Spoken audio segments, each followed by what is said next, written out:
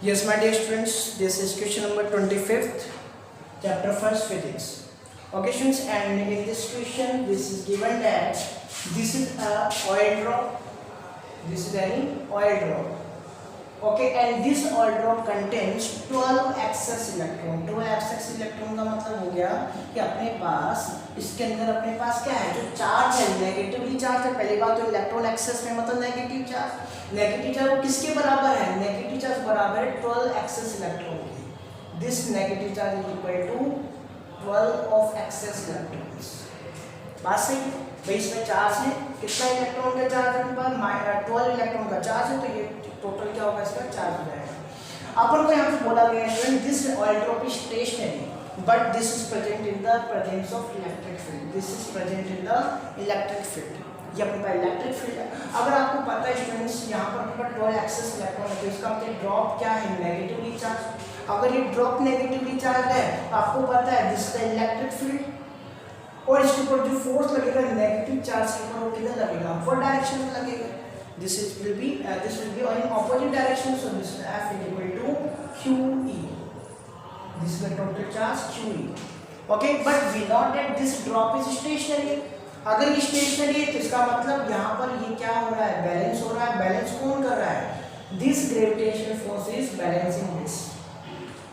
बात समझ पा रहे हो? भाई ये दोनों फोर्स एक दूसरे को क्या कर रहे हैं? भाई दोनों फोर्स एक दूसरे के इक्वल है और एक दूसरे को क्या कर रहे हैं? बैलेंस कर रहे हैं। बैलेंस कर रहे हैं तभी तो ये ड्रॉप स्टेशनरी है, तभी तो स्टेशनरी है। ना तो ये ऊपर जा रही है ना नीचे जा रही है। अगर ये फोर्स कम होता तो ऊपर चल जाता, ये फोर्स ज्यादा होता तो नीचे आती, पर ये दोनों क्या हो रहे हैं? बैलेंस कर रहे हैं। तो अपन यहाँ पर बोल सकते हैं स्टूडेंट सॉल्यूशन में ये चीज आपको अप्लाई करनी है।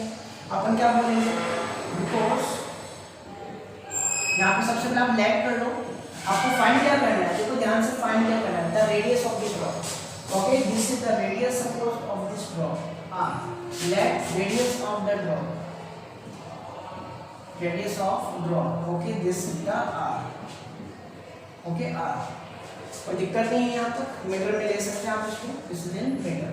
Okay, now अपन यहाँ पे जानते हैं because the drop is stationary.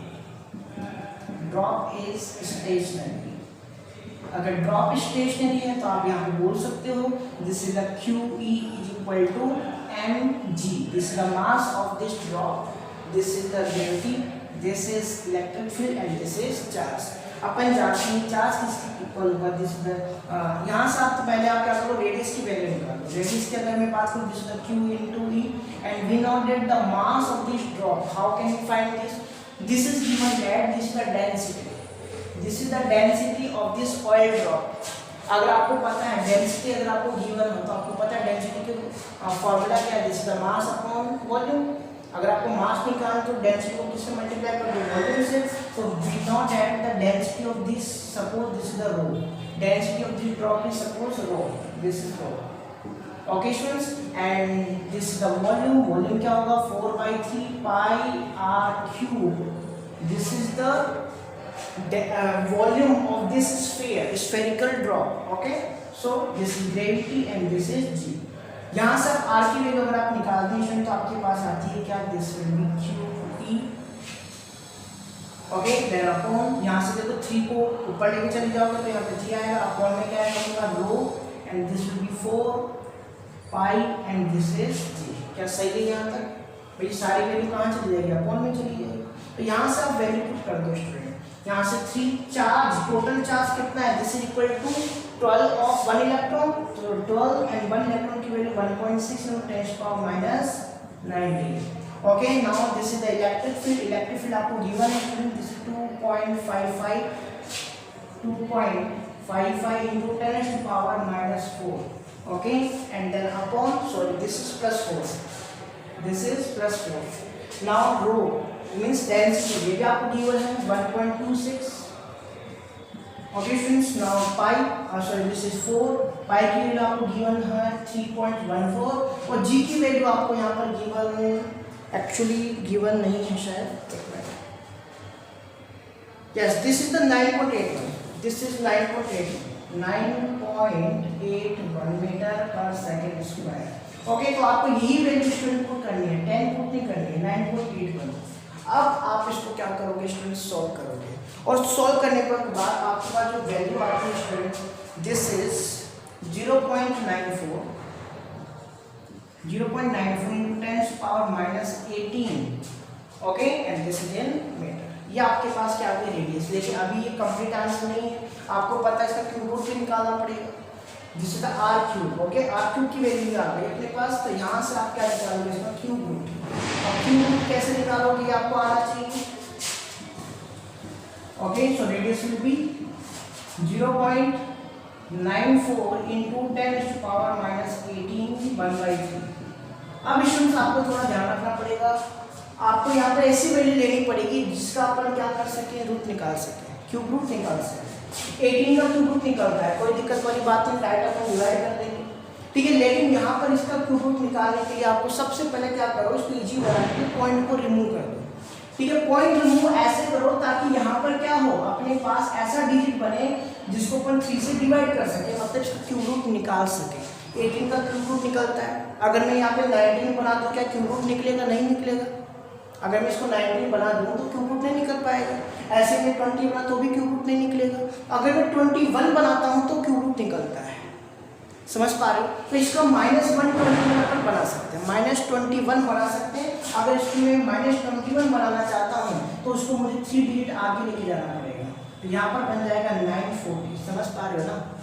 3 digit अगर ये आगे जाएगा तो यहाँ पर पावर क्या होगी, 3 पॉइंट आगे बढ़ेगी, मतलब 3 पावर आगे बढ़ जाएगा, मतलब 10⁻⁻21। अब इसका आपको क्या निकालना है, क्यूब रूट निकालना है। तो ध्यान से देखो, 940 का क्यूब रूट निकालो सबसे पहले। 940 का क्यूब रूट स्टूडेंट आप कैसे निकालोगे, क्यूब रूट निकालना क्या है आप समझ लो एक बार, कैसे आप निकाल सकते हैं इसको।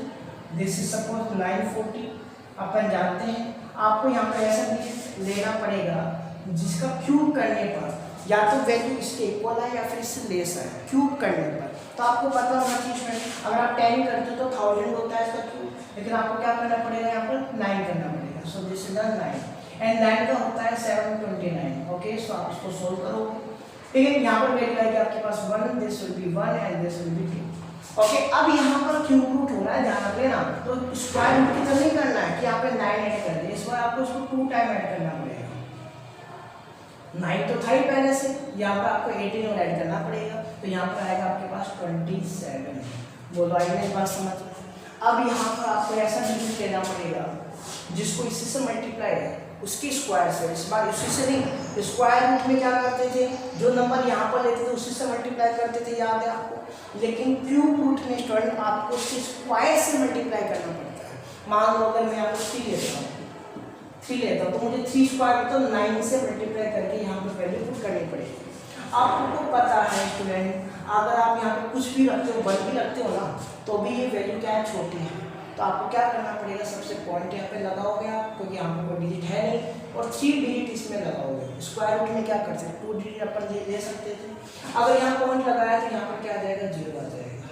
अब यहाँ पर आपको 270 के बाद में कोई डिजिट लेना पड़ेगा, उसको उसके स्क्वायर से मल्टीप्लाई करना पड़ेगा। तो स्टूडेंट्स अगर आप यहाँ पर 8 लेते हो और उसके स्क्वायर से मल्टीप्लाई करते हो तो ये वैल्यू अपने पास कितनी आती है, अपन देख लेते हैं। 8 4 जा 32, 7 4 जा 28 का 2 एंड 4 2 जा 8 into 10, okay. Now this is the 8 6 जा 48, 7 6 जा 42 का 4, 7 2 जा 14 14 and this is the 18. So we will get that 2 and this is 11,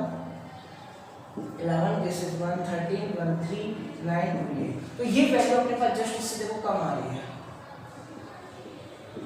सही है ना। अगर आप यहाँ पे 8 लेते हो तो यहाँ पर आपको क्या करना पड़ेगा, उसको उसके स्क्वायर से मल्टीप्लाई करना पड़ेगा, मतलब 64,